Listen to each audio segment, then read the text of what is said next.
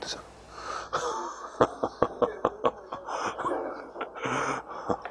그렇게 하시고, 여러분들 다음 주에는 공강입니다. 다음 주에는 공강이고, 그 다음 주하고 다음 주 수업을 계속 그렇게 진행하도록 하겠습니다. 그래서 지난주에 얘기한다는 걸 깜빡 잊어버리지 못했어. 자, 323페이지에 공기업 오늘 이제 수업을 진행하겠어요. 자, 일단은 공기업은 뭐 출제 빈출 형태 높아요. 한 B급 정도 되는데 출제 포인트에 특히 이번에 공기업의 유형이 있습니다. 그 한세지란 재정학적 파악한 유형이 있고, 그 다음에 이제 공공기관 법률이 있습니다. 그 법률서 파악하고 유형이 있는데, 유형 묻는 것이 B급이고, 물론 1번에 설치 동기하고 3번에 민영화, 그 형태가 거의 다 정리해서 가져갈 필요가 있습니다. 자, 굳이 학습 목표를 얘기할 때는 우리가 이 지금 얘기한 제5절을 토대로 공기업이 무엇인지를 여러분들이 이해할 수 있어야 합니다. 그것이 이제 가장 중요한 학습 목표에 들어갑니다. 자, 그럼 여러분들 맨 앞에 의 파트부터 내용을 정리하겠는데, 자, 공기업은 쉽게 얘기하면 국가가 만든 기업이에요. 그래서 그걸 이제 공기업이라고 얘기합니다. 국가가 만든 기업. 그럼 국가가 만들었으니까 일단은 323페이지, 국가가 만들었으니까 일단은 특징이 공공성을 특징으로 하겠죠. 그렇죠? 자, 또 하나. 기업이니까 기업성을 또 하나의 특징으로 합니다. 그래서 거기 하단 박스에 2대 원칙의 공공성과 또 하나 기업성 두 가지가 나와서 안 나서. 자, 공공성은 쉽게 공익을 추구한다고 생각하시면 되고, 기업성을 얘기할 때는 기업처럼 이윤을 추구한다고 생각하시면 됩니다. 그냥 공공성을 추구하기도 하고 이윤을 추구하기도 하는 그러한 조직을 공기업이라고 얘기합니다. 자, 다음 페이지 보세요. 성립 요건 보지 마시고, 특성도 지금 얘기한 두 가지가 그대로 나왔지. 하나는 뭐야? 공공성 나왔고, 또 하나 기업성, 두 가지 형태를 특징으로 한다. 자, 그거 봤으면 여러분들 내려가서 공기업의 설치 동기에 대해서 프리드만 교수가 파악하고 있는 일반적 설치 동기 5가지. 자, 이게 출제 빈도 C급이야. 보통 출제는 다음선 공기업의 설치 동기가 아닌 것 해서 다른 거 집어넣고 그런 문제가 한 문제인데, 하나 물어보자. 책을 우리가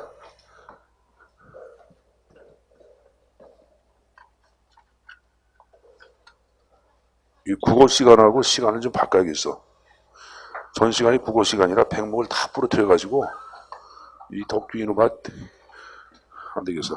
자, 여기 보자. 제가 이제 지금 얘기한 설치 동기 형태는 제가 출제비도 C급이라고 했고, 이건 좀 암기 들은 게 바람직하는데, 자, 모든 국민들이 책을 정독하고 소리내어 있는 것, 경독하면 좋겠지? 그래서 이렇게 이기적으로 자, 국민 정경독이라고 써보나. 이걸 외워야 돼. 국민 정경독. 국민 정경독. 자, 그건 국방상 전략상에 그래요. 3번 나왔죠. 군수물자 전설하는 거 민간기업한테 맡기기 힘들겠죠? 그 정부가 만들었다 그 편이고, 민은 민간자본의 부적 1번이에요. 자, 민간기업에서 대규모의 사업을 운영하려고 한다. 자본이 부족해. 그럼 정부하고 연대해서 공기업 만들었다 그 편이고, 그 다음에 정은 4번에 정치적 신조 나와서 안 나왔어. 나왔죠, 여러분들? 자, 정치적인 신조는 자, 거기 들어보자. 자, 1945년도 2차 대전 이후에 영국 같은 경우에는 여러분들 노동당이 오랫동안 집권을 해. 그럼 노동당이 추구한 이념을 얘기할 때는 물어보자. 노동당이 추구한 것은 사회주의 아냐? 그죠? 사회주의 아냐? 그럼 사회주의에서는 여러분들 국유화를 강조해? 아니면 사유화, 민유화를 강조해? 국유화를 강조하죠? 그러면 사회주의라고 하는 이러한 정당의 이념을 구현하기 위하여 국가가 직접 기업을 만듭니다. 이게 바로 정책인 신조야. 그 다음에 위기성의 사업 자체를 얘기하던 여러분들 원자력 개발이다, 우주 산업이다, 이 표현은 국가의 총체적인 노력이 몽땅 다 집중이 됩니다. 만약에 이 사업이 실패할 경우에는 국가 전체의 위기를 가져올 위험성이 있어. 있죠. 이건 민간 기업한테 맡기는 어렵겠죠. 그래서 정부가 직접 공기업 만들어서 관장했다 그 표현이고, 국민 정경. 자, 경은 경제 정책상의 요인 5번 나왔죠? 독은 독점적 서비스. 자, 동그라미 2번 나왔죠.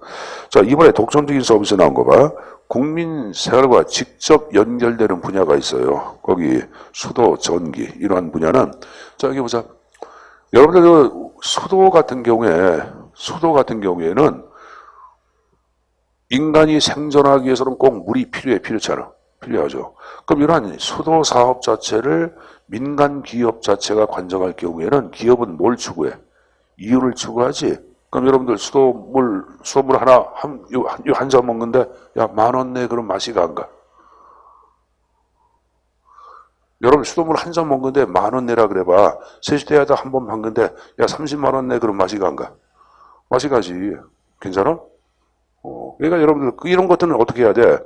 국가 직접 관장해서 이윤 추구보다는 공공성을 좀 추구를 해야 돼. 해야죠. 그래서 이럴 경우에는 독점해서 공기업을 만들어서 서비스를 공급했다 그 표현이에요, 여러분들. 이해했습니까? 그러니까 수도사업 자체는 민영화하면 돼, 안 돼?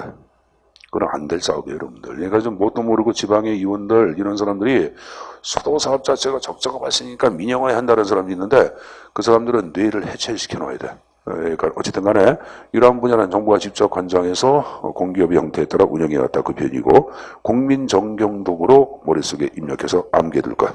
자, 봤으면 325페이지예요. 325페이지에 한국의 경우가 나오고 있어요.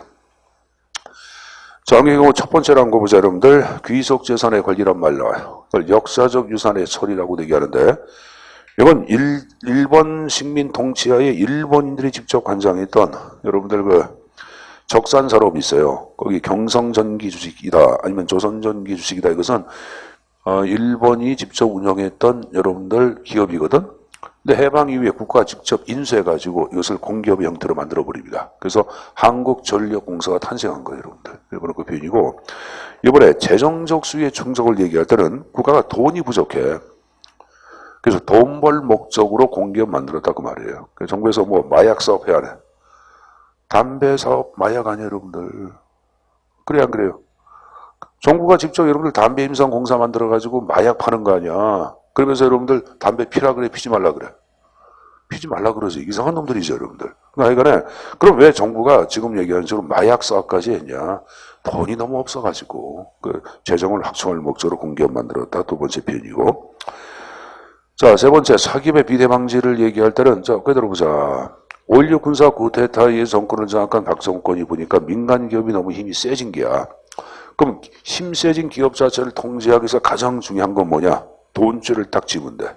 그러니까 당시에 4대 시중은행을 국가에서 인수해서 공기업의 형태로 바꿔버립니다. 그래서 뭐 국민은행이다, 당시에 여러분들, 이런 것들이 다 여러분들 뭐가 돼? 공기업의 형태로 바뀌는 거예요. 과거에 조흥은행도 그랬었고, 이게 바로 사기업의 비대 방지고 한국도 마찬가지야. 독점적인 사업을 전개할 목적으로 공기업 만들었고 자, 그 밑에 거 별표. 자, 한국은 개발도상 국가로서 빠른 시일 내에 경제성장 촉진해야 돼. 해야죠. 이게 경제성장과 경제안정을 위하여 국가가 주요 기관 사업을 공기업의 형태로 운영합니다. 그래서 포항제철의 등장은 지금 얘기한 경제성장 촉진을 위해서 만든 공기업이에요. 자, 그래서 한국의 경우는 외우지 마시고 그냥 읽고 이해해 두십시오. 대신 여러분들 아까 프리드바니 교수가 파악한 일반적 설치 동기는 암기사항이라고 말씀드렸습니다. 자, 그거 봤으면은 325페이지 하단에 공기업의 유형 자체가 쭉 나왔는데 일단은 맨 밑에 박스를 보세요. 325페이지 맨 밑에 박스를 보자. 자, 하단 박스에 관한 내용은 이제 한센이란 재정학자가 여러분들 구분한 내용이에요. 자, 이 사람은 법인격이 있냐 없냐에 따라서 크게 두 가지 유형으로 나눠. 그러니까 정부로부터 독립된 법인격을 갖고 있는지 그렇지 않는지에 따라서 나누고 있는데 법인격이 없는 것을 보통 정부 부채형 공기업이라 그러고 정부로부터 독립된 법에 근거하여 인격이 부여돼가지고 권리 의무가 주체가 되는 것 그걸 정부 투자기관이라고 파악하고 있어요. 그 두 가지 용어로 나눠놓고 있다고. 자, 그럼 정부 부채형 공기업 자체를 얘기할 땐 여러분들 제가 좀 전에 법인격이 없다 그랬으니까 독립성이 없죠. 근데 정부 부채형 공기업을 얘기할 때는 정부로부터 독립하여 여러분들 스스로 독자적인 행위 능력을 갖고 있어요. 그래서 여러분들 독립성이 있다 이렇게 얘기하고 있는 거야. 예를 들어서 여러분들 정부부처형 공기업 맨 밑에 4대 사업이 나와. 우정사업본부의 우편사업, 우체국 예금사업, 조달청의 조달사업 쭉 나오죠. 그럼 조달사업의 주체를 얘기할 때는 여러분들 행위 능력이 스스로 있냐? 아니에요, 여러분들. 그게 아니라 정부로부터 여러분들 예속돼 있어가지고 조달사업 자체의 주체 이름으로 여러분들 권리를 갖거나 의무의 주체가 되는 게 아니야. 법적인 권리 의무의 주체가 안 된다고. 여러분들 행정법 배워 안 배워? 자, 여기 보자. 선생님 보자. 이건 여러분들 법적인 마인드 갖고 얘기하다 보니까 더 끊임없어지는데, 그냥 이렇게 생각해. 그냥, 자, 독립된 법인격을 가지고 있는 것을 정부 부채형 공기업이 아니라 정부 투자기관이라고 얘기하는 거고, 지금 얘기한 독립된 법인격이 없는 것은 정부 부채형 공기업이다. 그래서 독자적인 행위 능력이 없다고 보는 것, 바로 뭐다? 정부 부채형 공기업이다 생각하시면 됩니다. 알았습니까? 이건 이렇게 좀 정리해 두세요, 여러분들. 지금 방법이 없어요. 자, 그 다음에 이제 그 밑에 여러분들 설치를 얘기할 때 정부 부채형 공기업은 정부 조직법에 근거하여 설치가 이루어집니다. 정부 조직법 자체에 근거하여 지금 얘기한 식으로 정부 부채형 공기업 자체를 설치한다. 이게 법률이 명시가 돼 있어요. 근데 이쪽은 여러분들 주식회사는 회사다 보니까 회사법이라 상법에 근거하여 설치가 이루어지고, 공사형 공기업은 특별법에 근거하여 설치가 이루어져. 자, 제가 특별법을 얘기했는데 거기 하단에 한국철도공사라고 나오죠. 한국철도공사 설치 운영에 관한 특별법, 이렇게 여러분 법률이 있어요. 그 법률에 따라서 설치가 이루어진 것이 바로 뭐다? 공사형 공기업이에요, 여러분들. 알았습니까? 일반법이라는 게 있고 특별법이라는 게 있잖아. 사회시간에 비어 안 비어? 답답하다. 자, 넘어가자, 여러분들. 자, 넘어가자. 그냥 이거 넘어가자. 넘어가지 말고 계속 봐. 이거 보자. 그거 설명 안 한다 그 말이에요, 여러분들. 자, 그 밑에 출자를 얘기할 때 정부청 공기업은 정부 예산에 근거하여 매년 필요한 재원이 만들어집니다. 근데 주식회사는 맨 처음에 정부가 5할 이상 출자를 내. 그리고 공사형 공기업은 정부가 전액 투자한 법인체에 들어가는 것이 공사형 공기업이에요. 특징을 얘기해라. 그럼 정부청 공기업 자체는 상대적으로 공공적 성격이 굉장히 강합니다. 반면에 주식회사는 기업적 성격이 보다 강해. 근데 맨 끝에 공사형 공기업은 기업성과 공공성이 가장 잘 조화가 돼 있어요. 그럼 세 가지 가운데 가장 이상적인 것은 뭘까? 그죠? 공사형 공기업을 가장 이상적인 공기업의 형태로 해석을 합니다. 자, 직원을 얘기해라. 정부 부채형 공기업에 근무하는 사람들은 다 공무원이에요. 여기 보자. 우체국 공무원이라 그래? 여러분들 일반 사원이라 그래? 우체국 공무원이라 그러잖아. 여러분들, 자, 3월 달에 있는 시험에 우정사업본부에서 별도로 인력 모집해 안 해? 국가공무원 모집할 때 우정직군이라는 게 있어. 우정직군에 근거하여 우체국 공무원을 별도로 모집을 합니다. 그래서 지금 얘기한 조달청에 근무하는 사람들 다 공무원이고, 거기 봐봐요, 여러분들. 농림축산식품부에 근무하는 사람도 공무원이야, 공무원 아니야? 공무원이 들어가는 거예요. 여기 여러분들 우리 주한역 보면 이 앞에 보시면 여러분 의약식품안정청인가 뭐 하나 있어. 거기 여러분들 지금 얘기한 농림수산축산부 산하청이야. 거기에 근무하는 사람들 몽땅 다 공무원이에요, 여러분들. 그래서 다 직원들은 다 공무원이야. 근데 이쪽에 주식회사 공사는 틀려. 임원하고 사원을 나눠서 표현하고 있는데 임원 해가지고 뭐로 나왔어요? 준공무원. 자, 물어보자. 준공무원은 공무원이다. OX. 준공무원은 공무원이다. OX. X예요. 그러니까 준자가 붙는 게 준은 유사하다 그런 말이야. 공무원과 유사할 뿐이다 그 말이에요. 자, 어떤 면에서 유사하냐? 임원들은 국가가 임명을 해. 그게 국가가 임명하기 때문에 공무원과 유사하지. 그렇지만 신분은 국가공무원법에 법적 적용받는 것이 아니라 자체 여러분들 사규가 있습니다. 한국철도공사법 이런 사규가 있어요. 그 사규에 의하여 여러분 신분이 보장되기 때문에 공무원은 아니에요. 근데 공무원과 유사하다 그 표현이고, 그냥 사원은 그냥 회사원이라고 얘기합니다. 한국 여러분들 전력공사에 다니는 사람들 그냥 회사원이라고 해야 하네요. 회사원이라고 얘기합니다. 자, 말씀은 여러분들 적용법이 나왔는데, 자, 정부부채형 공기업 자체는 거기 뭐가 나왔어요? 정부기업 예산법이라는 게 있어요. 여기 법적 적용받고, 이쪽에 두 가지는 공공기관 운영에 관한 법률이 있습니다. 법률에 법적 적용받는 특징이 있습니다. 자, 예산심의, 정부청 공기업은 국회 예산심의를 받아야 되겠고, 정부투자기관은 국회 예산심의를 받을 필요가 없어요. 최고 의사결정기구로서 이사회가 있습니다. 이사회의 승인에 의하여 예산이 확정됩니다. 예증은 여러분들 정부부채형 공기업고 4대 사업을 꼭 가져가야 돼. 다시 봐봐. 우편사업, 우체국 예금사업, 조달사업, 양국관리사업, 4대 사업은 외워야 돼. 알았습니까? 옆에 있는 건 외울 필요 없다. 한국전력공사라든가 이쪽에 한국철도공사는 별도로 할 필요 없어요. 이건 여러분들 계속 민영화를 하다 보니까 언제 바뀔지 몰라. 대신 여러분들 정부 지원 공기업 4대 사업은 계속 출제에 나오기 때문에 그것은 숙제에서 가져가셔야 합니다. 알았습니까? 그리고 아예 말 나온 김에 거기다가 4대 사업 화살표 놓고 특별회계 적용이라고 적어놔. 특별회계. 일반회계 X, 특별회계 적용 동그라미. 나중에 별 거예요, 여러분들. 정부 부지원 공기업에 적용되는 여러분들 예산 회계는 일반 회계가 아닌 무슨 회계라 그랬어요? 별도의 특별 회계라는 게 있습니다. 특별 회계 법적 적용 받습니다. 나중에 배웁니다. 일단 적어놔. 자, 말씀은 됐습니다. 자, 그리고 326페이지에 저 공공기관에 관한 얘기 나왔는데, 자, 여기서 이제 정리할 것은 뭐냐면, 이제 공공기관 법률이라는 게 있어요. 그 2007년도에 법률이 만들어지는데, 여기에도 공기업에 대한 개념 정의가 있습니다. 그래서 그걸 좀 우리가 숙지해서 가져가야 돼. 그 내용을 요약해 놓은 게 327페이지, 옆 페이지에 맨 위에 도표가 나와. 도표가 앞에 내용을 요약해 놓은 거야. 자, 그걸 보면서 말씀드리겠는데, 자, 거기에 나온 게 이렇게 나와 있을 게야. 자, 맨 앞에 공기업 나왔죠. 그리고 준정부기관 나왔어요. 기타 공공기관 나왔는데 위에 두 가지하고 이거 아래를 이렇게 차이점을 얘기할 때는 일단은 정원이야. 정원이 50인 이상은 위에 있는 공기업과 준정부기관이야. 이건 50인 미만을 얘기해. 거기 여러분들 보면 이해할 거예요. 이해했어요? 자, 그 다음 두 번째, 공기업하고 준정부기관의 차이점이 있어요. 차이점은 전체 수입 가운데 자체 수입이 2분의 1, 50% 이상인 것을 공기업, 그렇지 않은 것을 준정부기관이라고 얘기합니다. 거기 봐봐요, 여러분들. 자체 수입이 총 수입액의 2분의 1 이상 기관에서 공기업 나왔어, 안 나왔어? 나왔잖아. 이해했어요? 자, 그리고 공기업도 두 가지 형태로 나눠서 얘기하지. 뭐 하고 뭐. 시장형 공기업이 있고 준시장형. 그럼 이건 뭐냐? 자산 규모가 2조 이상이 돼야 돼. 그리고 동시에 전체 수입 가운데 자체 수입액이 대통령령, 그걸 시행령, 명령이라 그러죠. 그래서 정한 기준이 있습니다. 그게 얼마냐면 지금 85%야.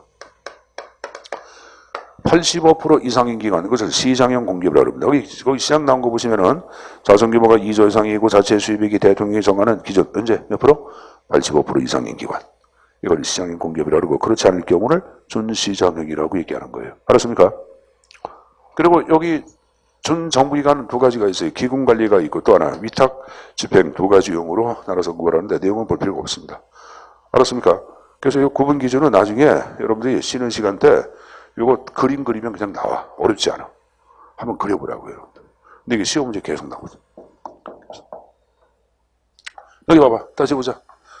공기업화가 준정부기관 묻고 기타하고 차이점은 뭐라 그랬어요?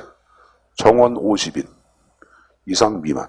자, 그 다음에 공기업과 준정부기관의 차이점을 얘기할 때는 전체 수입 가운데 자체 수입액이 얼마 이상? 5할 이상 공기업. 미만은 준정부.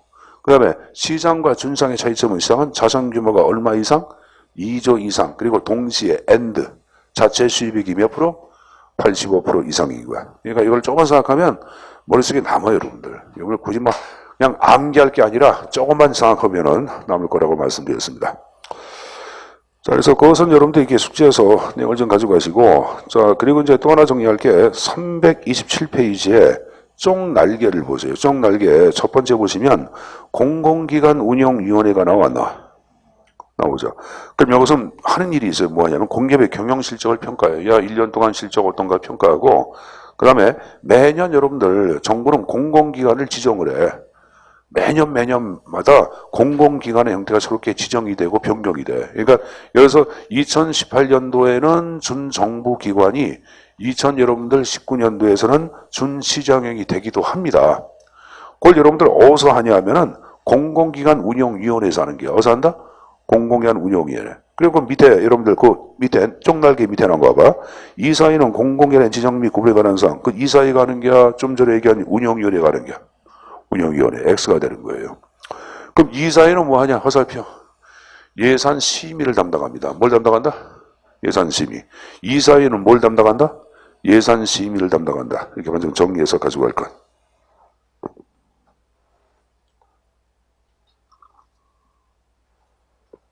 아, 선생님 저거 안 가져왔다. 쓰레기 봉투. 청라. 어디서? 청라 학생 지난주에. 오늘 안 나왔어? 청라 사는 사람.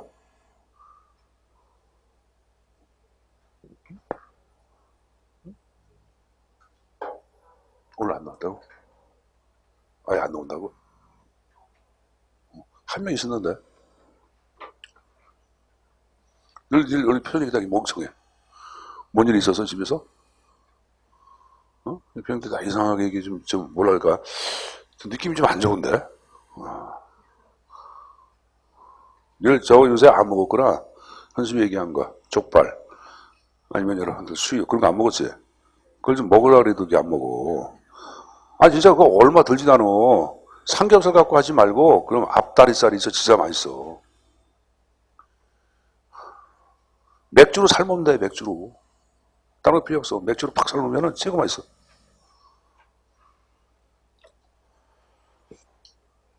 괜히 먹고 싶잖아. 또 족발 얘기하니까. 족발 맛있잖아, 그죠? 어? 족발을 먹으면 기운이 막 솟지 않아? 안 그래? 먹어봐. 기운이, 에너지가 그냥 막 만들어지지. 최고의 음식이야, 족발이. 나오기는. 그러니까 사서 먹는 거 비싸니까 집에서 족발 사다가도 삶아서 먹으면 돼. 뭐 집어넣어라? 맥주 집어넣으면 돼, 맥주. 그 큰 저거 있잖아. 저 맥주 있잖아. 그거 하나 벗어. 그냥 삶아서 먹으면 돼. 아주 새우젓 찍어서 먹어봐. 그냥. 여기, 죽이죠. 여기 여러분들 연안부두라든가 소래포 가면 새우젓 팔아 안 팔아? 팔잖아. 거기다 찍어 먹으면 최고지. 자, 그건 그렇게 정리됐으면은 이제 또 한 장을 넘겨보세요. 또 하나 볼 게 있어요. 328페이지 공공기관의 구성과 임원이 나왔어요. 자, 요것도 또 하나 가져가야 되거든. 우리가 다 가져갈 수 없으니까 출제에 나왔던 것, 나올 예상되는 것들만 말씀드리겠습니다. 준정부는 보지 마시고 공기업 가운데 기관장 보세요. 기관장 체킹. 그리고 끝에 감사 체킹. 그럼 기관장과 감사의 공통점은 누가 다 임명해? 대통령이 임명합니다. 공통점이야. 그치? 근데 재청권자가 차이점이 있어요. 기관장은 공기업은 누가? 주무기관장이 제청합니다. 주무기관장이 제청합니다. 근데 감사 자체는 누가 제청을 해? 감사는 기재부 장관이 제청합니다. 그러니까 재청권자가 차이점이 있다 하는 것은 가져가야 돼. 제가 재청권자 차이점이 있다 없다? 있다고 제가 말씀드렸어요. 자, 한국전력공사 같은 경우에는 여러분들 산업통상자원부 산하기관이야. 그럼 한국전력공사에 여러분들 공사 사장이 있을 거 아니야. 사장이 기관장이야. 그럼 누가 제청해야 돼? 산업통상자원부 장관의 제청에 의하여 대통령이 임명한다고. 알았습니까? 근데 거기에 감사는 누가? 기재부 장관이 제청해서 누가? 대통령이 임명한다. 그래서 두 가지 형태는 좀 숙지해서 가지고 가야 돼. 자, 겨울철에 감기 많이 걸리죠, 여러분들. 감기 걸린 사람, 감기. 감기. 그래서 감사는 기재부 장관, 감기. 감사는 기재부 장관, 감기. 됐습니까? 저 무슨 얘기하는지 모르는 사람이 있어? 이상한 사람들이야. 이거 두 가지 형태 좀 구분해서 가져가라고. 그거 한번 정리해서 가져가세요. 자, 다음 논적 없습니다. 자, 그리고 바로 330페이지. 자, 맨 밑에 공기업의 민영화에 관한 내용을 정리해보자. 자, 보통 40년대, 50년대를 어떤 국유화의 시대라고 얘기하고 70년대 말 이후부터를 요새 민영화의 시대라고 얘기하고 있죠. 최근 공기업 선진화 방안에 의해서 민영화 많이 하고 있잖아. 그러면 왜 공기업을 민영화하고 있는지 그 이유를 5가지 형태로 정리를 해놓고 있습니다. 자, 오른쪽 보세요. 자, 제일 먼저 나온 게 경제적 자유의 증진이란 말이 나와. 자, 이렇게 들어보자. 정부가 기업을 운영한다는 것은 스미스가 파악한 시장경제의 원리와 충돌을 해야 해. 스미스의 시장경제는 정부가 시장에 개입하는 것을 여러분들 좋아해, 싫어해? 싫어하잖아. 정부는 악이라 그랬잖아. 너는 작아져. 시장에 왜 개입해? 개입하는 것을 극렬히 반대한 게 시장 경제야. 근데 지금 공기업은 정부가 기업 만들어서 시장에 개입한 거 아니야. 그러면 스미스의 본래적 사상과 충돌되기 때문에 이 스미스의 본래적 사상을 우린 소위 경제자유주의라고 얘기합니다. 뭐라 한다? 경제자유주의. 그래서 스미스의 본래적 사상 경제자유주의를 구현하기 위하여 공기업 민영화하고 있다. 첫 번째 그 편이에요. 이건 선진국가의 민영화의 원리에 해당됩니다. 선진국의 민영화의 주된 요인. 이 경제적 자유의 증진을 적어놓자 시장 경제의 복권화라고도 얘기합니다. 뭐라 한다? 시장 경제의 복권화, 복권. 원래 상태로 돌아간다 그 말이에요. 복권화. 원래의 고난을 준다 그런 말이에요, 여러분들. 시장 경제의 복권화라고 표현하기도 합니다. 시장 경제의 뭐라고 표현한다? 복권화라고 표현하기도 한다. 자, 그러면 능률성의 제고를 얘기할 때는 공기업을 민영화시켰다. 그럼 자원의 의욕적인 개발 도모가 이루어지고 이를 토대로 능률성을 제고할 수 있어 없어? 있죠? 그게 두 번째 표현이고. 세 번째, 재정 적자의 감축을 얘기할 때는 자, 거기 들어보자. 정부에서 공기업 운영하는데 매번 적자야. 골치 아파 안 아파? 아프죠. 그러니까 최근 한국 같은 경우 민영하는 이유가 뭐예요, 여러분들? 계속 적자가 발생해서 이거 민영한다는 얘기 많이 하잖아. 그래서 재정 적자의 감축은 이건 개발도상국가의 주된 민영화. 자, 그 밑에 행정 서비스의 질의 향상이 나왔는데, 자, 공개 민영화는 상호 경쟁에 의하여 저렴한 비용으로 양질의 서비스를 제공할 수 있어 없어? 있죠. 그래서 민영화하고 있고. 또 정부 실패 현상을 극복할 목적으로 공기업 민영화하기도 한다 안 한다? 한다고 말씀드렸습니다. 그래서 5가지 형태의 이유를 좀 정리해서 가져가십시오. 알았습니까? 자, 인정하고 이제 넘어가서 제6절에 책임 운영기관과 중간 조직에 관한 형태를 좀 보겠습니다. 자, 책임 운영기관도 출제 민출 B급이에요. 그 출제 포인트 보시면은 특징 유형 이런 그런 것들이 다 B급으로 설정되어 있고 비정부 조직 NGO 있죠. 그 NGO도 가끔 출제에 나오는데 사실 NGO는 개념과 특징 별표 2개보다는 별표 하나로 만족해야 합니다. 별표 하나로 바꿔놓자. C급 정도 됩니다. 그 지금 얘기한 이 비정부 조직을 보통 중간 조직이라고 얘기해. 정부하고 기업의 중간 조직이란 말을 쓰는 거예요. 그래서 거기 제6절에 책임 운영기관과 중간 조직. 우리 제3의 영역 앞에서 배웠지? 그 제3섹터를 중간 조직이라고 얘기하는 거예요, 여러분들. 자, 그럼 먼저 책임 운영기관을 보겠는데, 자, 여기 보자. 여러분, 책임 운영기관 자체는 일단은 정부 조직이야. 무슨 조직? 정부 조직. 따라서 여기에 근무하는 사람들 몽땅 다 공무원이라는 것을 먼저 숙지해서 가지고 가야 돼. 이건 여러분들 뭐 공기업이 아니야. 그냥 정부 조직이야. 그래서 근무하는 사람들 공무원이다, 공무원 아니다? 공무원이다. 일단 전제한 상태에서 말씀드리겠습니다. 자, 여기 보세요, 여러분들. 우리가 앞에서 이거 배운 거 기억나? 자, New Public Management. 그래서 이걸 그대로 번역하면 뭐야? 신공공관리론. 뭐? 신공공관리론. 배웠지? 거버넌스에서 배웠잖아. 이건 여러분 제가 한마디로 말했어요. 작고 효율적인 정부의 구현이라고 얘기해서 했어요. 그렇죠. 이 작은 정부를 위해서는 정부 역할을 시장으로 넘기자, 시장주의. 효율적인 정부를 얘기할 때는 기업처럼 효율적으로 관리하자고 파악하는 거 아니야. 그러면 기업에서 운영하는 각종 방식을 어떻게 해야 돼? 운영 방식을 벤치마킹 해야 돼. 제가 벤치마킹은 모방해서 도입한다고 배워서 안 배웠어? 배웠죠. 자, 그러면 요 효율적인 정부를 구현하기 위하여 기업의 방식을 모방 도입해서 만들어진 조직이 바로 뭐다? 지금 우리가 배우는 책임 운영 기관을 얘기하는 거예요. 알았습니까? 여기 효율적인 정부, 기업 방식을 정부 운영 방식에 적용해서 만든 조직, 이게 바로 책임 운영 기관입니다. 알았습니까? 요 책임 운영 기관 자체는 여러분들 특히 영국에서 1988년도에 지금 얘기한 최초의 책임 운영 기관이 탄생을 하는데, 자, 영국 그럼 여러분들 80년대 우리 배웠어요, 여러분들. 자, 철의 여인으로 불리는 사람 누구 배웠어요? 마가렛 대처 배웠어, 안 배웠어? 대처리즘. 대처리즘을 제가 신보수주의라고 계산했어요. 그렇죠? 대처의 개혁 정책은 1982년도에 재무관리 개혁이라는 게 있어요. 적지 마세요. 교재 나와. 그리고 이것이 여러분들 6년 동안 이행이 돼서 완성이 돼. 그리고 1988년도에 요 재무관리 개혁 다 후속 조치가 발표가 돼. 후속 조치를 그대로 여러분들 우리가 영어로 얘기하면 뭐라고 해요? Next steps.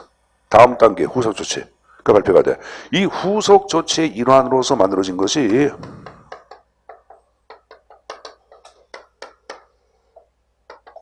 자, 제가 executive agency란 말 적어놨죠. 이걸 우리가 번역할 때 이거 executive를 뭐라고 번역을 해?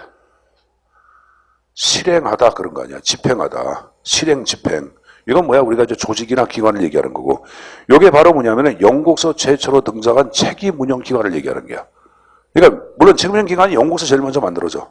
그래서 요거 형태의 조직이 발현됐고, 요거 형태를 한국은 김대중 정부 때 IMF가 여러분들 터진 다음에 야 이게 우리 안 되겠다. 우리도 작은 정부 만들고 혈적으로 정부를 운영해야 되겠다 해가지고 김대중 씨가 대처 행정기업 논리를 여러분들 그대로 공부를 해.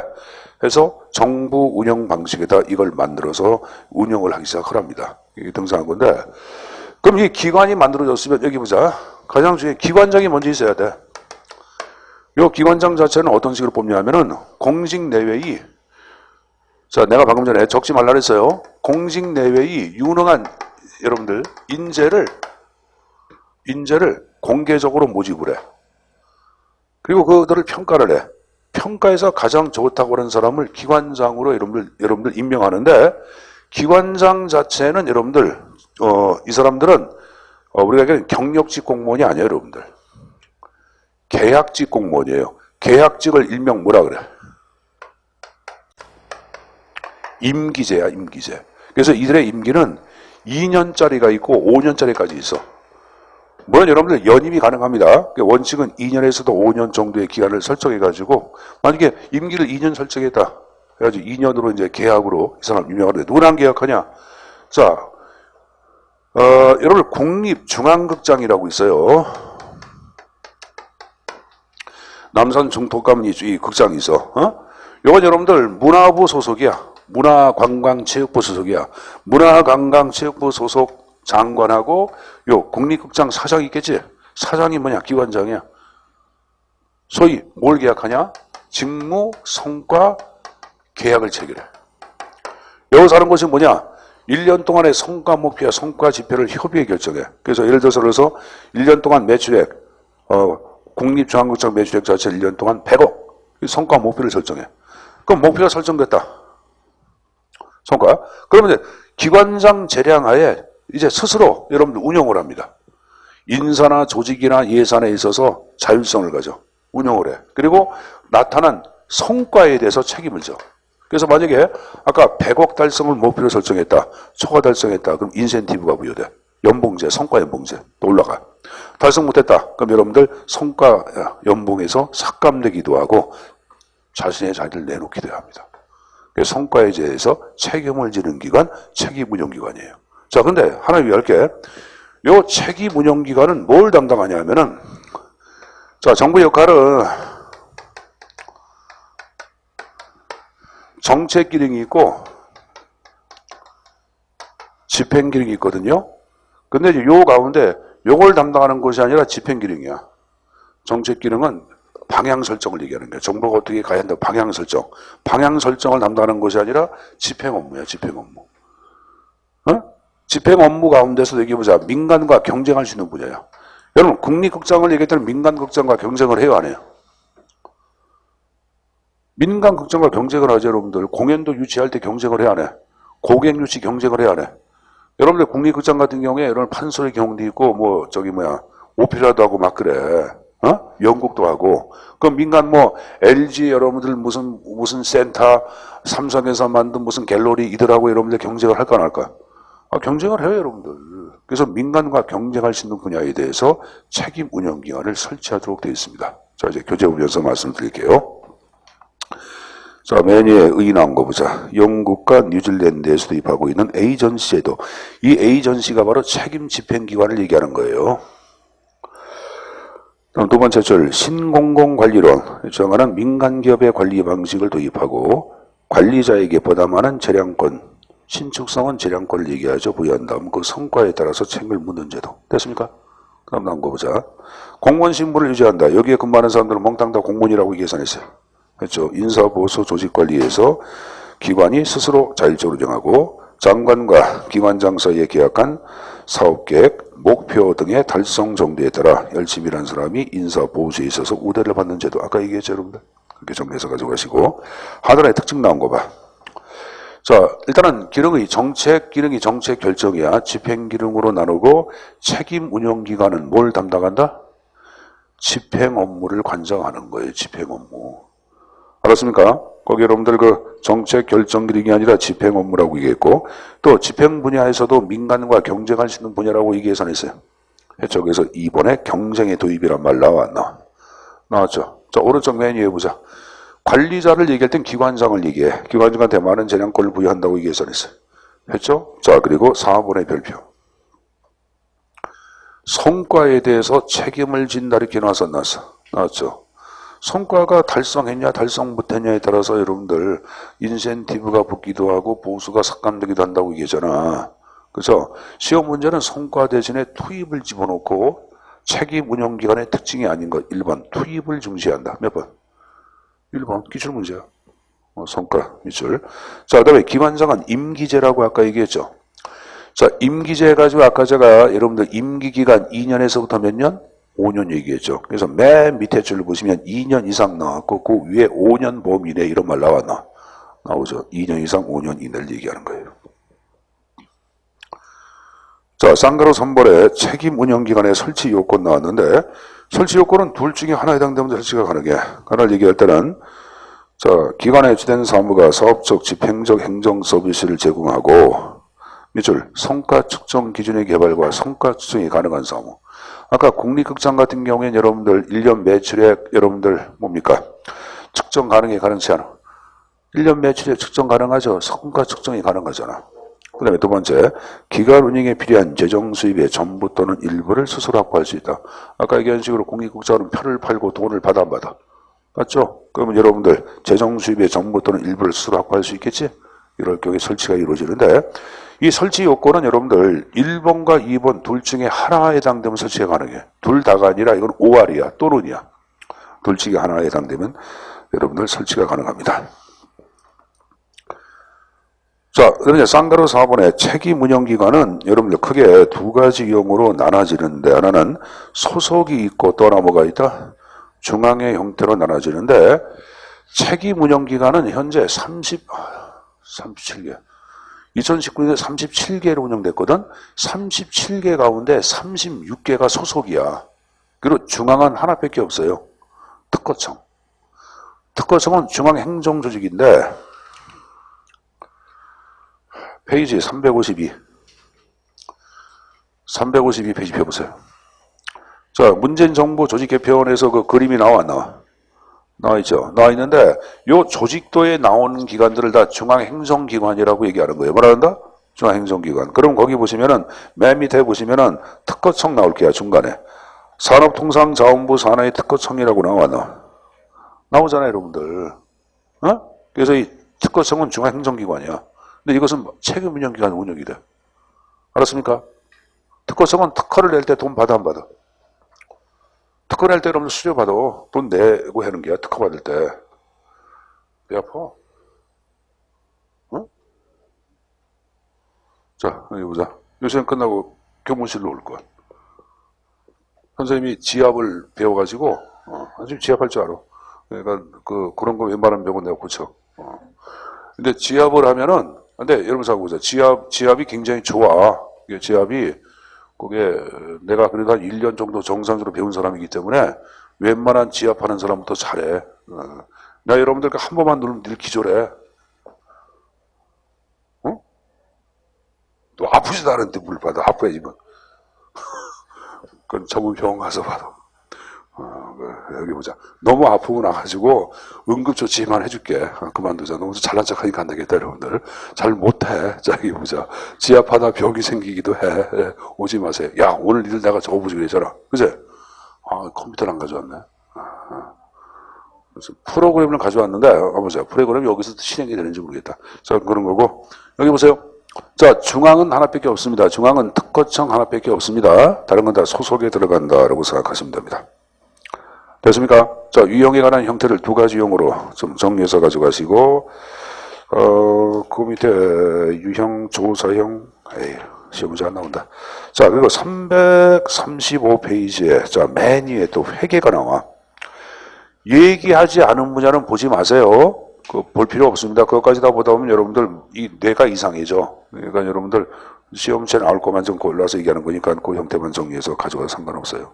자, 회계를 얘기할 땐 여러분들, 자, 일단은 일반 회계가 적용되기도 하고 특별회계가 적용되기도 하는데, 거기 1번 나온 거 봐. 기관운영에 필요한 재정수입의 정부 또는 스스로로 확보할 수 있는 사무를 주로 하는 소속 책임운영기관은 거기 특별회계란 말이 나오죠. 그러니까 스스로 수입이 있는 경우에는 대부분 특별회계로 설치가 돼.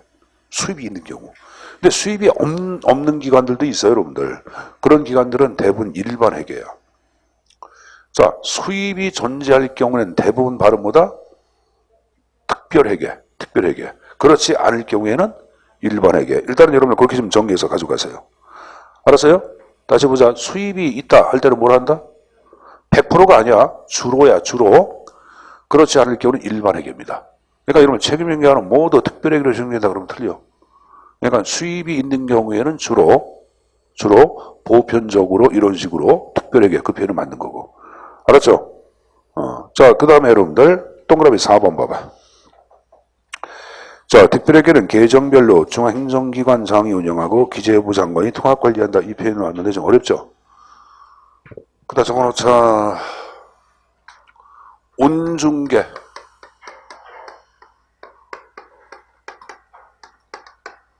기통관.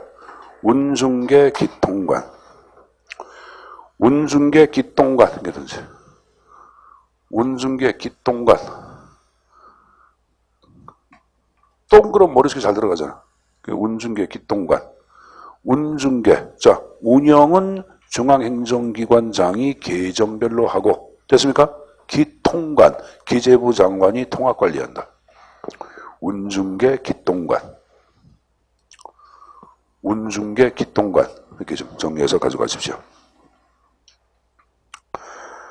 자, 여러분들 거기 들어보세요. 현재 보자. 하나 물어볼게. 책임운영기관에 근무하는 사람들은 공무원이다. OX. O. 자, 책임운영기관은 기업처럼 수익을 추구하기도 한다. 잘했어요. 그럼 정부가 기업처럼 수익을 추구한다고 얘기하면 국민들 좋아 안 좋아? 돈 버네. 그럼 정부가 우리들 대신 돈 벌어? 그럼 좋아해 싫어해? 아니 여러분들 혈세를 갖고 여러분 쓰는 게 아니라 지들이 돈 벌어서 쓰는 거니까 국민들은 좋아할까 싫어할까? 여러분 아버지가 늘 돈 벌으면 좋아해 싫어해? 좋아하지. 이제 돈도 갖다 벌어오고 그러잖아요 여러분들. 빨리 공무원 되라고 얘기하시죠 어머니 아버님이. 그래서 빨리 돈 벌어서 어머니 아버님도 몸보심 하고 싶고 그런 거 아니야. 그럼 여러분 일반 국민 입장에서는 그럼 여기 보자. 일반 국민이 어머니 아버지야. 그리고 여러분들 책임진 자식이야. 그럼 돈 번다 그러면 여러분들 국민들은 좋아 싫어? 좋아요. 좋아하는 거예요. 근데 잘 생각해봐. 그럼 책임 운영기관을 계속 만들면 국민들이 자식들 말에 이제 뭐 돈 좀 아껴 쓰려고 그러고 뭐 지금 왜 기업처럼 운영하려고 하고 잘한다고 박수를 쳐줘. 근데 그러니까 정부를 어떻게 하냐 이걸 계속 만들러. 그럼 만들면 잘 생각해봐. 만들면 그래 정보 조직이 커지는 게야 작아지는 게야?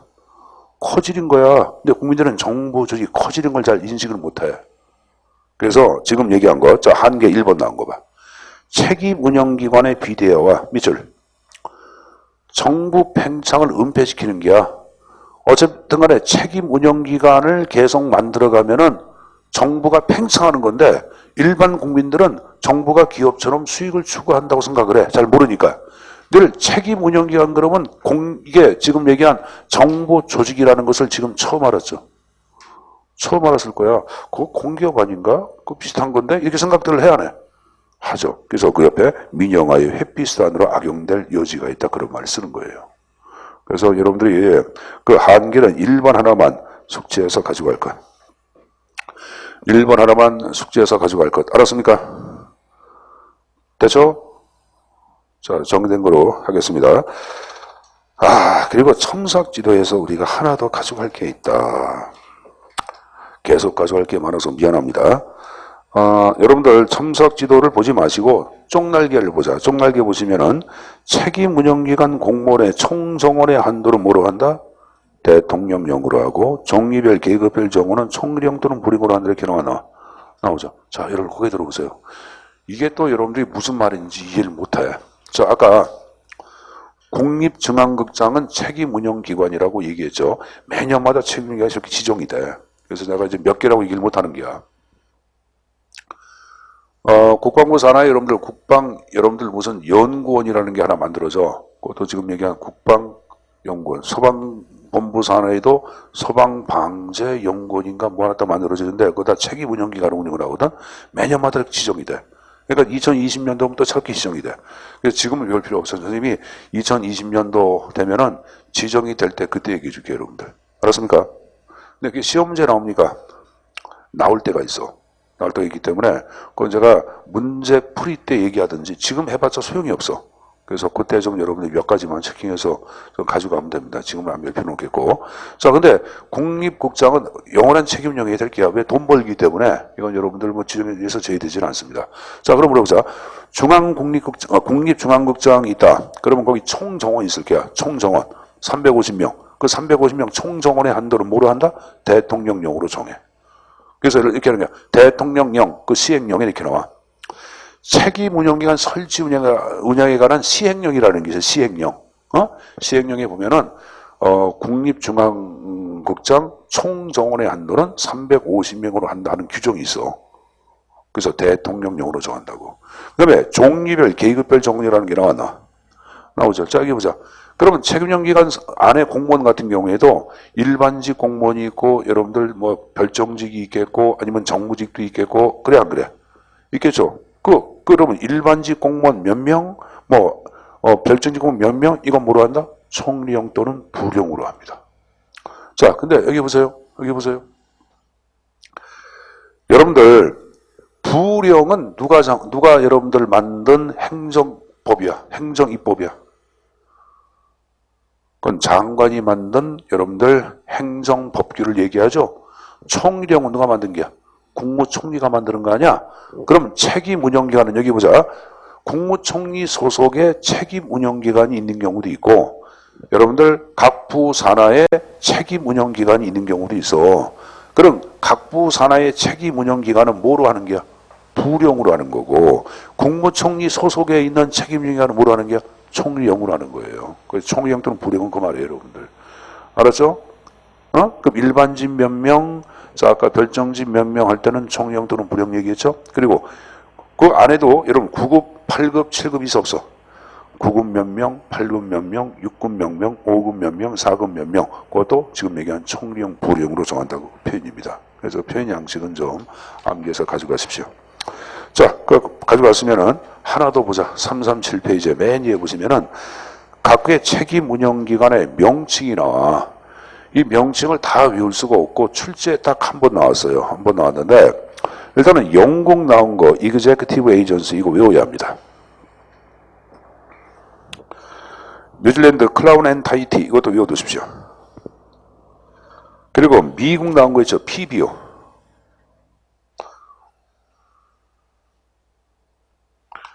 요 세 가지 형태 정도는 좀 외워두셔야 합니다. 알았습니까? 자, 내가 영국하고 여러분들 뉴질랜드하고 미국 세 나라는 외우더라고 얘기했습니다. 이건 어쩔 수가 없으니까 암기해서 가져가십시오. 자, 그 정도 봤으면 됐고 그 다음에 중간 조직이라는 게 나오는데 여러분들. 자, 중간 조직에 관한 형태에서는 자, 우리 서드 섹터라는 거 배웠어 안 배웠어? 배웠죠. 정부도 아니고 기업도 아닌 또 다른 조직을 얘기하는데 준정부가 있고 여러분들 비정부가 있는데 준정부는 출제에 안 나와. 앞에 제가 잠깐 얘기했고 그래서 우리가 정리할 것은 비정부 조직. 우리가 NGO 그러죠. 그 NGO를 좀 정리하시면 됩니다. 자, 339페이지에 상가로 이번에 준정부 조직에 관한 내용이 나왔는데 자, NGO에서 정리할 것은 여러분들 동그라미 3번에 NGO의 개념적 특징에 대해서 쌀라만이 파악하고 있는 특징이 쭉 나오고 있을 거예요. 나오고 있는데 그 내용을 다 외우지 마시고 기역에서부터 미음까지만 정리해서 가져가. 자, 기역 나온 거 보자. non profit란 말이 나왔나? profit는 뭐야? 그죠? 이익이나 이윤을 얘기하죠. 그 다음에 distribut는 뭐야? 분배하다, 배분하다. 그러니까 이 말은 뭐냐? 수익이 발생했으면 수익을 여러분들 누구들한테 조직의 구성원들한테 전혀 배분하지 않는 조직이에요. 수익을 여러분들 나눠가질 않아. 이걸 뭐라냐? 그래서 비영리라고 얘기하는 거야. 비영리. 첫 번째 비영리 나왔죠. 두 번째 포멀 나왔죠. 포멀은 공식 조직이야. 그래서 공식 조직은 근데 화살표 놓고 설치에 법규에 근거함, 설치할 때 법에 근거하는 것을 공식 조직이라고 얘기하는 거야. 쉽게 얘기하면 거기 여러분들 뭐 조직으로서의 체계가 취한다고 적어놨는데 그 표현이 좀 뭐예요 사실 여러분들. 그러니까 법규에서 만드는 조직을 공식이라고 얘기하고. 자, 그렇지만 민간 조직이야. 프라이빗. 민간 조직. 정보 조직이 아니야 이건. 그죠? 그럼 그 밑에 여러분들 셀프 거버닝. 스스로 운영이 돼. 국가로부터 재정적 지원을 받지 않는 것을 원칙으로 한다 그 말이에요. 그 다음에 볼런터리는 구성원들의 가입과 활동 탈퇴는 자유의사에 따라서 이루어지는 자발적 조직입니다. 됐습니까? 자, 거기 들어보세요. 공식이야 비공식이야? 공식 잘했어요. 공조직이야 사조직이야? 사조직 헷갈리잖아 벌써 또. 내가 분명히 공식이라 했어요 비공식이라 했어요? 공식. 공식. 민간 조직이야 정부 조직이야? 민간 조직. 비정부는 민간 조직이지. 민간 조직을 사조직이라는 게야. 정부 조직을 공조직이라고 얘기하는 거고. 그래서 사조직이고 공식이다. 알았습니까? 비영리라 그런 거 쉽잖아. 이렇게 좀 숙제해서 가져가시고. 자, 그 다음에 이제 또 하나 정리할게. 넘겨보세요. 341페이지에 자, 맨 위에 반가로 4번에 NGO와 정보와의 관계가 나와. 거기 여러분들 기능별 분리해가지고 5가지 형태가 쭉 나왔는데 이게 출제에서 몇 번씩 나왔어. 자, 이정수의 행정학책에 관한 내용들을 정리해놓고 있는데 뭐 이정수는 한성대라고 여러분들 서울에 한성대 잘 모르는 분들 있을 텐데 서울에 여러분들 성북역 아시죠? 북부에 이 대학이 있어요. 대학이 있는데 대학이 좀 역사가 좀 오래됐는데 한성대학교의 행정학과에 지금 이종선한 분이 계셔. 그 이 양반을 중심으로 해가지고 대학 교수들 55인이 책을 공절해서 만든 책이야. 근데 이제 이게 책이 좀 나온 지가 오래됐어요. 근데 이제 그 당시만 하더라도 공저에서 나온 책이 이 책이 가장 많은 떼거리가 나와서 공저를 해. 그러면 여러분들 행정학 문제는 누가 출제를 해? 대학 선생이네, 학원 강사가 해. 대학 선생님들이 내지 학원 강사 내는 건 아니잖아요, 여러분들. 이 문제 출제위원이 들어가면은 본인들이 만든 공자한 책에서 문제를 낼까 안 낼까. 그래서 여기서 책에서 많이 나와서 100% 나오는 게 아니야. 여기서 한 40% 정도, 50% 정도 문제가 나왔다고 여러분들. 그래서 이제 그 책이 7급이나 9급을 공부하는 사람들의 어떤 중요한 바이블처럼 여러분들 읽어줬는데 요새는 여러분들 이거 외에도 책들이 굉장히 공자한 책들이 굉장히 많이 나와 있어요. 많이 나와 있는데 그래도 여러분들 이 책은 무시할 수 없어. 아직까지도 가장 많은 사람이 때로 공자한 책이에요, 여러분들. 어? 그렇게 많은 사람이 공자한 책은 없거든. 그래서 출제에서 한 30% 정도? 내가 30%를 얘기하는 건 뭐냐면은 행정학은 여러분들 항상 새로운 이론이 등장하기도 해. 새로운 이론이. 학문이 계속 연구가 돼. 이게 학문이 정치가 된 게 아니라 행정학이 여러분들 뭐 국내에서 이런 본격적으로 연구된 게 굉장히 짧고 50년도 안 돼. 그러니까 여러분들 굉장히 연구가 지금 활성화되다 보니까 새롭게 이론이 추가되기도 하고 만들어지기도 하거든. 근데 그런 문제들이 가끔 등장을 해. 20문제 가운데 1문항 정도, 많게는 2문항 정도. 그런 문제들 가운데 가끔 그 책에서 나오는 경우가 있어요. 그래서 그 책을 무시할 수가 없다고. 5가지 형태는 좀 숙제해서 가져가십시오.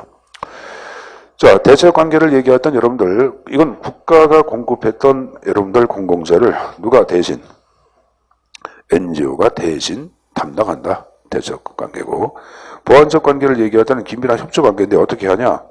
생산과 공급은 누가 하냐? NGO가 해. 근데 각종 비용은 정부가 지원해. 거의 생산 비용은 정부가 지원한다 이렇게 나와. 이게 바로 보완적 관계야. 대립은 서로 여러분들 뭡니까? 근본적인 시각 차이가 있는 경우를 얘기합니다. 그런 거 많아. 경실련 참여연대 다 NGO거든?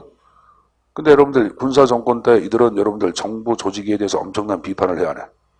하잖아요, 여러분들. 뭐 박근혜 정부나 이명박 정부 때도 지금 얘기한 여러분 이 단체들은 정부하고 대립적 척을 내죠. 이것이 바로 뭐야? 대립적 관계에 들어가는 거예요. 현 문재인 정부 입장에서도 여러분들 경실련에서 비판하기도 하네. 문재인 정부 지금 비판 많이 받잖아. 문재인 정부가 뭐 공과를 지금 따지기 전에 비판을 받는 건 사실 아니에요, 여러분들. 안 그래요? 아마 여러분들 집에 있으면 어머니나 아버님 가운데 반이 비판할걸? 나이 든 분들 다 비판해, 여러분들. 일반 시민들은 사실 우리들은 진보나 보수나 필요가 없는 거예요. 우리가 가장 중요한 건 뭐야? 경제적 안정에 맹자가 있잖아. 맹자가 항산이 없으면 항심이 없다 그랬어요. 백성들이 재산이 없잖아. 그럼 진정한 마음 못 가져. 그럼 뭐가 그럼 범죄 많이 발생하고 여러분들 도둑질 많이 발생하고 그러는 거예요. 우리 사회에선 보수 진보가 뭐가 필요해요, 여러분들? 우리 먹는 문제만 해결되면 별 문제가 없잖아. 근데 지금 여러분들 일반 민중들이 뭐냐면은 먹는 문제 자체도 힘들어지는 거야. 근데 정부 입장은 그럼 지금 얘기한 문재인 정부를 얘기할 때는 없는 자를 위한 정부라고 자체를 해서 나오는데 없는 자를 위한 정부 역할 자체는 제대로 못한다는 비판이 있어 없어? 있죠. 지금 여러분 세금 자체 고의를 짜나잖아. 지금 세금 계속 올라가. 그러니까 현 정부를 바라보는 관점이 좋은 관점을 가져 자꾸 부정적 관점을 가져. 그것처럼 하지. 복지 예산 자체를 만들어서 하는 건 좋다 얘기야. 근데 복지 예산이 눈먼 사각지대로 들어가는 경우가 엄청나. 그 관리만 제대로 한다 하더라도 예산, 복지 예산도 필요도 없어요. 내가 이런 얘기 하는 이유가 있어요. 뭐 예를 들어서 어떤 농촌 그런 데 가잖아요, 여러분들. 농촌에 그 마을회관이 있잖아. 마을회관에 계신 분들, 도에 지는 분들 잘 살아. 거기 여러분들 그 매달 저거 뭐나 쌀 나오지, 저기 뭐야 뜨뜻하게 틀어주지. 그 심지어는 뭐냐면 독거노인들 여러분들 그 이렇게 돌보는 게 있어. 옆집 사람이 독거노인이라고 신고해가지고 독거노인은 아니거든. 지가 돈 받아먹어. 근데 이게 문제가 되는 게 뭐냐면 실살 나와서 현상을 다 여러분들 관찰해서 그걸 해야 되는데 전혀 없어. 10명 가운데 반이 그럴 거예요. 그럼 여러분들 지금 얘기한 복지 예산으로 투입되는 비용 50%가 다 이상하게 설치로 낭비돼가 쓰러지는 거 아니야. 이런 것들도 여러분들 정부에서 좀 관리가 돼야 되는데 이건 여러분들 예산만 뭐 우리가 있잖아 투입이 중요한 게 아니라고. 복지 예산에 얼마 만들어 투입했다 그게 중요한 게 아니야. 나타난 성과가 없는 걸. 여러분들 일반 시민들이 문재인 정부가 등장해가지고 복지 예산 늘어가지고 많이 돈을 투입했다. 우리가 성과로 피로 느껴 못 느껴? 못 느끼죠. 그러니까 비판을 받는 거예요. 그냥 답답해 죽겠어. 예산 확보가 중요한 게 아니래요, 여러분들. 그러니까 좀 정부가 지금은 늦지 않았으니까 조금 시각을 달리해가지고 아니 진짜 좀 정비를 잘해가지고 잘 했으면 좋겠어요. 그래 안 그래요? 이전에 박근혜 정부 때 여러분들 최순실 농단 갖고 여러분들 4년을 해본 거 아니야. 이전에 이명박은 여러분들 운하건설에도 다 해먹고. 근데 지금 정부는 또 뭐야 여러분들. 봐봐. 답답하지. 국회 봐봐 여러분들. 여야가 매일 싸우는 거 없고. 나는 국회의원들 삽으로 퍼가지고 다 담아놨으면 좋겠어. 그냥 땅 퍼가지고 다 묻어놨으면 좋겠어 여러분들. 걔들 뭐가 우리 현실 갖고 하는 거야. 매일 하는 거야. 장애투쟁하고 그럼 뭐 하는 거냐 그들. 그러니까 국회가 선진화가 되고 국회가 여러분들 좀 민주화가 되고 해야 되는데 이게 개꼬락지가 돼버리니까 우리 입장에서 볼 때는 이제 국회마저 불신하는 거예요. 그럼 의회 민주주의는 파괴되는 게 안 되는 거야. 의회 민주주의, 대의민주주의가 뭐가 필요했어요 여러분들. 저먹고 저렇게 하고 있는데 이 개새끼들. 안 그래요? 여야 할 거 없이 똑같은 놈들이에요. 나는 깨끗해요 청렴. 웃기는 놈들이에요. 웃기는 놈들. 그래 우리는 뭘 없애야 돼? 국회를 없애야 한다고. 국회의원 몽땅 다 없애버리고 지방자치 쪼개졌으면 좋겠어. 여기 주한일동 지방자치. 우리끼리 하는 게 우리끼리. 그게 진정한 민주주의 아닙니까? 지방자치가 왜 필요한 거야? 그때 필요한 거지. 광역단체 다 필요 없어. 주한일동 동장만 우리가 뽑아. 우리끼리 해서 먹고 사는 게야. 안 좋아? 좋을 것 같은데. 자, 이런 식까지 얘기 나온다는 건 뭐냐 하면은 그만큼 현 정부에 대한 국민의 불신이 크다 그 말이죠. 그러니까 좀 잘 좀 했으면 좋겠어요. 자, 대립적 관계나 간에 지금 얘기한 근본적인 차이로 긴장 상태를 얘기하고 의존적 관계가 나왔는데 이것은 여러분들 여기 보자. 우리가 특히 60년대 개발연대 때는 정부가 의도적으로 NGO를 여러분들 만들어가지고 이렇게 성장을 유도한 경우가 있어요. 특히 한국 같은 경우에 여러분들 지금 분단이라고 하는 큰 아픔이 있잖아. 그럼 정권 이 실세들이 분단을 이용을 해야 하네. 하잖아. 뭐 자유총 연맹 만들고 반공 무슨 연맹 만들어가지고 여러분들 그 자신의 여러분들 정권 연장의 도구로 쓰는 경우도 많지. 이게 바로 그래서 그들을 정부가 만들어서 성장을 유도했다. 의존적 관계. 자, 동반자 관계를 얘기할 때는 서로의 존재를 인정하고 협력적 관계, 가장 바람직한 모델을 얘기해라. 그런 바로 뭐다? 동반적 관계를 가장 바람직한 모델의 형태로 이해하고 있습니다. 그래서 지금 기능별 분리가라는 형태들 5가지 형태가 쭉 나왔는데 여러분들 정리해서 가져가시고 동반적 관계가 가장 바람직한 관계다 하는 거 좀 정리 체킹 됐습니까? 자, NGO는 뭐 다른 건 하나 더 있구나. 342페이지. 자, 하단에 살라마니 파악가는 NGO의 실패의 모형이 나와. 왜 NGO가 이제 제대로 활동을 못하고 실패하고 있는지에 관한 이유인데, 자, 일단은 파괴적 불충분성. 자, 파괴적이란 말은 이제 NGO가 갖고 있는 본질을 얘기하는 거고, 불충분성 그 D 단어가 바로 뭐다? 실패를 얘기하는 거예요. 자, 뭐가 불충분하냐? 자원이 부족해. 예산도 부족하고, 인력도 부족해서 실패했다. 두 번째, 파괴적 배타주의. 자, NGO는 특정 인종이나 특정 종교를 배경으로 활동을 많이 합니다. 여러분들 이거 보자. 무슨 흑인 뭐 인권연합회 그럼 흑인을 배경으로 해야 하네. 그럼 다른 백인이라든가 황인종에 대해서는 배타성을 띠는 경우도 있어 없어? 있죠. 그래서 실패한다고 보는 거예요. YMCA, YWCA, 한국불자협회, 한국카톨릭 농민회 이런 것들은 다 종교를 바탕으로 해야 하네. 그제 종교가 무조건 최우선이지 다른 종교에 대해서는 배타성을 띄어 안 띄어? 띄죠 여러분들. 여러분 하나님 교회 나가는 사람 하나님 교회 나가?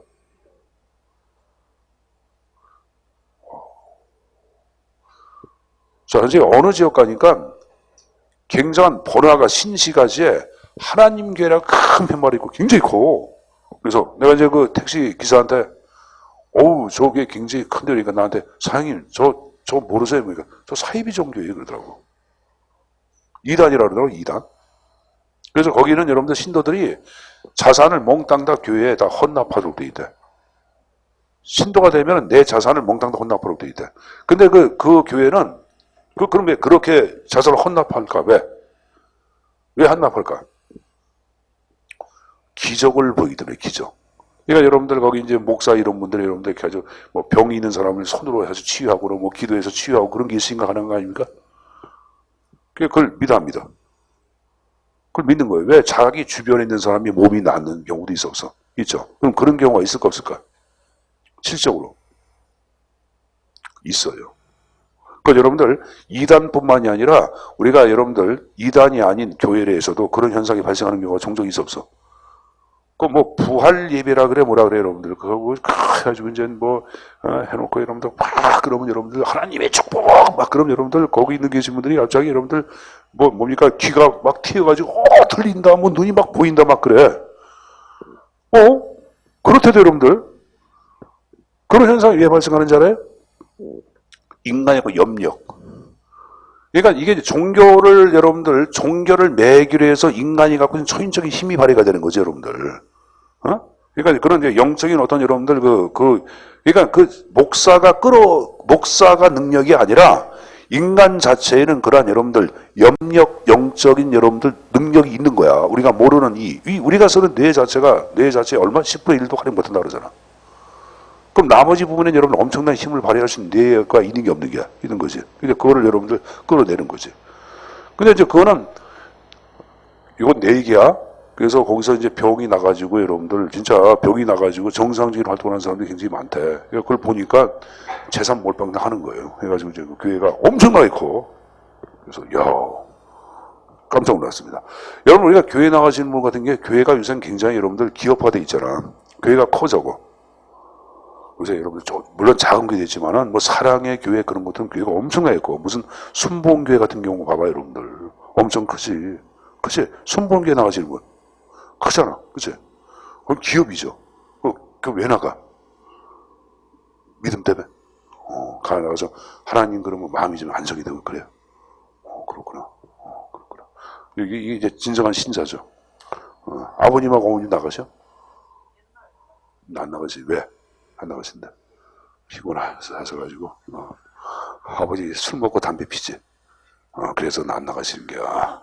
자, 여기서 술 먹고 담배 피우고 싶으면 천주교 나가시라 그래. 천주교 신자는 술도 먹고 담배도 피워. 어? 마음이 기독교라 그러시라고. 그래요. 그렇게 얘기하시는 게야. 그게 이단의 가장 특징이야. 마음은 기독교라고. 자, 여러분들. 자, 좀 전에 얘기한 거, 베타주 얘기했고, 자, 그 다음 나온 거, 온종주의 나와서 안 나와서. 온종주의는, 자, 여기 보자. 엔조의 활동은 지역 유지들에 의하여 엄청난 자금이 지원이 돼. 여러분, 로타리 클럽, 뭐, 라이언스 클럽 들어봤어요? 그럼 거 이제 클럽 같은 경우에는 클럽 지부장, 우리가 지회장 그러는데, 지회장 정도가 되는 분들이 엄청난 지역에 여러분들 막대한 재산가야. 제가 여러분을 개인적으로 잘 형님이라고 부른 분이 계셔. 어? 근데 이분이 자, 하여간에 어느 지역의 지부장, 지회장인데 이 양반이 현재 갖고 있는 돈이 한 1조 정도 돼. 1조. 대박이지. 나는 놀라서 깜짝 놀랐어. 내가 볼 때는 1조가 아닌가 1,000만 원밖에 없는 사람 같은데 아우 내가 돈이 좀 있어. 그래가지고 아, 형이 뭐 돈 얼마나 많길래 그래요. 형이 내가 10,000원만 줘. 그러니까 10,000원 주더라고. 그래서 좀 돈 많네. 그래. 내가 웃으면서 얘기하니까 술 먹으면서 그러니까 막 웃더라고. 그래서 술 먹고 취해가지고 얘기하는데, 아우, 내가 지금 한 4천억 정도 갖고 있어. 그래서, 예? 그래서 4천억. 그래서 4천억을 얘기하는데 그 얘기가 맞아. 그래서 그다음부터 쫙 달라붙어가지고 내 형님이 됐지, 여러분들. 근데 그 돈이, 그게 지금은 여러분 돈이 불려가지고 한 1조 된다. 무슨 말이지? 난 1조, 근데 안 부러워, 선생님은. 하나도 안 부러워요. 하나도 안 부러운데, 근데 그 양반 같은 경우에는 뭐 지역에 하는데 1년에 여러분들 기부하는 거 1억씩 기부를 해. 1년에 1억. 1년에 1억씩 기부하고 그래. 그 지회 운영하면서. 근데 그게 이제 뭐 2년 하면서 이렇게 돌아가더라고. 근데 이제 2년 정도 하면서 나한테 얘기하는데 돈 좀 깨내서 그렇게 얘기하더라고. 그런데 그럼 이제 1억 갖고 이제 뭐 스폰서 받아가지고 지역 활동도 하고 또 지금 얘기한 그런 거 만들고 거기 이제 사원들 그 클럽의 구성원들 해가지고 월급 줘야 돼, 안 줘야 돼? 줘야 되겠죠. 딱 그걸 하는 거예요. 그걸 하는 거죠. 그럼 그 사람 자체 입김에 의해서 그러면 라이언스 클럽이라도 로타리 클럽은 좌우가 돼, 안 돼? 좌우 되겠죠. 지금 얘기한 식으로 원정주의예요. 자, 그다음에 박애적 아마추어리즘이 나왔는데 그것은 전문적 지식이 없다 보니까 NGO가 실패했다고 보는 걸 얘기합니다. 그래서 실패 모형까지 정리해서 가져가십시오. 알았습니까? 자, 거기까지 봤으니까 좀 쉬었다가 수업을 진행을 하겠습니다. 좀 쉬었다 정리하자.